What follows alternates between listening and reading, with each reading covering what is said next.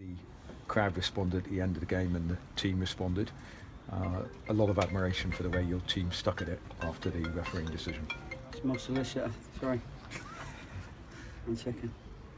Okay, I'll start I'll again. get back to you. It's been fine. Gary, given the way the game went, the crowd absolutely ecstatic at the end with the performance of your team in very adverse situation. Yes, half 20 minutes into the game, you'd have took a draw, if you like. But the boys have put in a magnificent effort, as 10 men always have to, against 11 on a surface like that. It does take a lot of hard work, that extra men, but the boys did it, and we had enough corners and set plays, couple on the edge of the box to give ourselves a chance of even winning the game. I think they only got in once with a ball over our goalie's head. He came out well and it went over the crossbar. I don't remember too many other chances, so a little bit 2 points lost because of the situation, but that's good that we're saying that. Our defenders have got another clean sheet, that's another positive, to go with the many negatives that you're going to bring up in a minute. I'm afraid so, Guy. I have to obviously ask you about the decision. Just recently the club have announced that they are going to appeal against the red card, which clearly means you've had a chance to look at it, and your initial reaction, which I know you weren't happy, is justified by the DVD. Yeah, it was right in front of us, and I'm not going to call them assistant referees because he didn't assist the referee at all, so I'm going to say the linesman. I'm going back to linesman. The linesman, because that was all he was doing, putting his flag up and down, running the line. He did not assist. He could have easily assisted there. And I asked him nicely at first if he wouldn't mind assisting the referee and telling him that was a block tackle and there was no malice in that from your angle. And he was right in front of it. And he said to me, "Don't worry, he knows. He's got it, he knows." So I said, "Are you sure?" He said, "Yes." And then somebody said something to Pelly about, "Yeah, don't worry, go away. And all of a sudden, the lad stays down for a little while, gets a red card out. The minute he gets the red card out, the lad gets up. Now, surely they have to look at that. And it was a block tackle. Both lads went in hard, he stayed on the floor. And the linesman decided that I was too zealous with him. I wasn't at the start. All I asked him to do was assist the referee, and he said he would, or not that he would, the referee already knows. So what else? Then we get a situation where you get a player and a manager sent off. That's why. And was it the referee who sent the player off in terms of the referee's decision, or was it the assistant referee, your friend the linesman, who basically said that's a red card? I don't know. Some say it was the fourth official, so is the fourth official ahead of the assistant referees? Perhaps we need to know that. But the referee decided that, from whoever told him that was a sending off tackle, and I promise you it wasn't. And clearly you would be very hopeful that the red card will be rescinded on appeal. Mine or Stoz's? Yes, of course. And if that's rescinded, is mine rescinded then? Because there's justification in me asking him. So we'll have to wait and see, but I doubt it. But if the linesman tells exactly what he saw, then he'll get off. If he doesn't, and he decides to go with something different to appease his side of the officials, then he hasn't said what he's seen.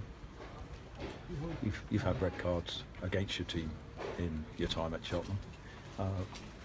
You were particularly incensed this time now. I was. I mean, of course, you get up in the game like all managers, but when you feel that someone's really let you down, that's when it becomes difficult to keep your decorum, and that's what happened. I tried to say it nicely, but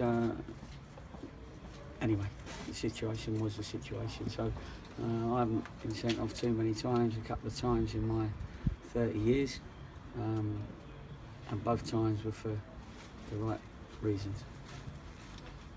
So mixed feelings tonight, incensed by that, but proud of your team. Yeah, proud of my team. You know, I don't condone managers getting sent off either, but you know, so I've got to apologise to the club for that happening. Yeah, I've said to the team it was a little bit bittersweet because they did fantastic, but actually we had enough chances with a bit of quality to go and win the game. 5 or 6 corners in the second half, 2 or 3 free kicks on the edge of the box. So, you know, there's a little bit I had to say to them how well they've done, but we're going to need to improve the little bits if we're going to be a force towards the end of this year or into next year.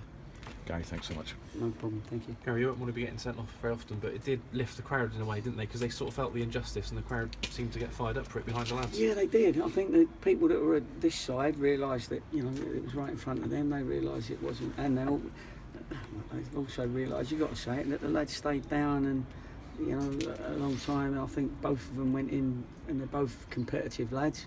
And, you know, the referee can't wait to see whether the lads, how long he's going to lie there for, and if it's more than 10 seconds, it's a red card. Do you know what I mean? Otherwise, everybody will be staying down. So he's got to decide on the tackle. Sometimes you can be unlucky and get hurt with a good tackle, and that's what they've got to see. But for me, it was an assistant referee's got to assist the referee. He's only 3 yards away from it. He's got to make a decision, and he wouldn't.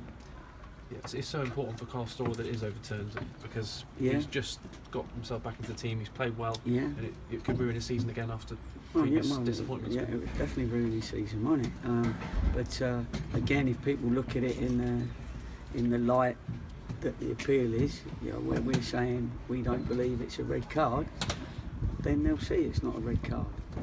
If they want to believe it is a red card, whatever they see, then unfortunately nothing will happen, and one of our players will be missing for quite a few games.